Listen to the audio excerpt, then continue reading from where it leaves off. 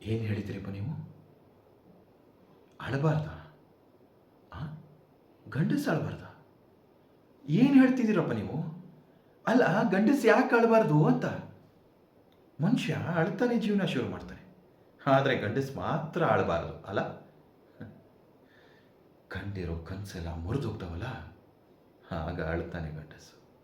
ತನ್ನಿಂದ ತನ್ನ ಅಪ್ಪ ಅಮ್ಮ ಕಣ್ಣೀರಾಗ್ತಾರಲ್ಲ, ಆಗ ಅಳ್ತಾನೆ ಗಂಡಸು. ತನ್ನ ಮನೆ ನೋಡ್ಕೊಳ್ಳೋದಕ್ಕೋಸ್ಕರ ಮನೆ ಬಿಟ್ಟು ಇನ್ಯಾವುದೋ ಊರಿಗೆ ಬದುಕಟ್ಕಕ್ಕೆ ಹೋಗ್ತಾನಲ್ಲ, ಆಗ ಅಳ್ತಾನೆ ಗಂಡಸು. ಅವನ ಆಸೆಗಳನ್ನೆಲ್ಲ ಬಿಟ್ಟು ಹೆಗಲಿಗೆ ಜವಾಬ್ದಾರಿ ಹೊತ್ಕೊಂಡು ಒಬ್ಬನೇ ಒಂಟಿಯಾಗಿ ನಡೀತಾನಲ್ಲ, ಆಗ ಅಳ್ತಾನೆ ಗಂಡಸು.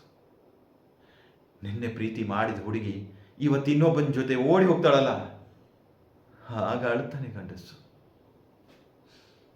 ಅಳ್ತಾನೆ.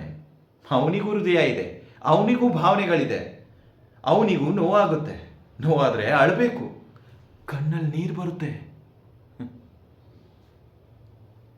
ಹೆಣ್ಣಿಗೆ ಮಾತ್ರ ಭಾವನೆಗಳಿರೋದು, ಹೆಣ್ಣು ಮಾತ್ರ ಹೂ ಅಂತ ಕವಿಗಳು ಹೇಳಿ ಕೇಳಿ ಕೇಳಿ ಕೇಳಿ ತಪ್ಪು ತಿಳ್ಕೊಂಡಿದ್ದೀರ ನೀವೆಲ್ಲ. ನಮ್ಮಲ್ಲೂ ಹೂನಂತ ಮನಸ್ಸಿರೋರು, ಒಳ್ಳೆ ಮನಸ್ಸಿರೋರು ಇದ್ದಾರೆ. ನೋವಾಗುತ್ತಪ್ಪ, ನೋವಾಗುತ್ತೆ. ಆದರೆ ನಮ್ಮ ನೋವು ಕೇಳೋಕೆ ಒಬ್ಬರೂ ಇಲ್ಲ.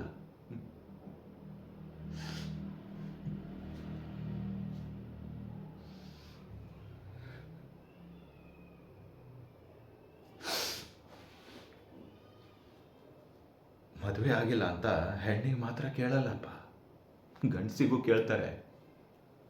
ಹುಡುಗಿ ಮದುವೆ ಆಗಿಲ್ಲ ಅಂದರೆ ಅಪ್ಪ ಅಮ್ಮನಿಗೆ ಜವಾಬ್ದಾರಿ ಇರಬೇಕು ಅಂತಾರೆ. ಅದೇ ಹುಡುಗನಿಗೆ ಮದುವೆ ಲೇಟ್ ಆದರೂ ಪೋಲಿ ಬಿದ್ದಿರ್ಬೋದು, ಯಾವಳನ್ನ ನೋಡ್ಕೊಂಡಿರ್ಬೋದು, ಬೀದಿ ಬೀದಿ ಅಲಿತಿರ್ಬೋದು ಅಂತ ಈಸಿಯಾಗಿ ಜಡ್ಜ್ ಮಾಡಿಬಿಡ್ತಾರೆ. ಆಗ ನೋವಾಗಲ್ವಾ? ಆಗ ಅಳು ಬರಲ್ವಾ? ಹಾಂ, ಅಳಬಾರ್ದು. ಗಂಡ ಜಾತಿ ಅಳೋದಕ್ಕೂ ಸ್ವತಂತ್ರ ಇಲ್ಲ ಈ ಗಂಡಸಿಗೆ.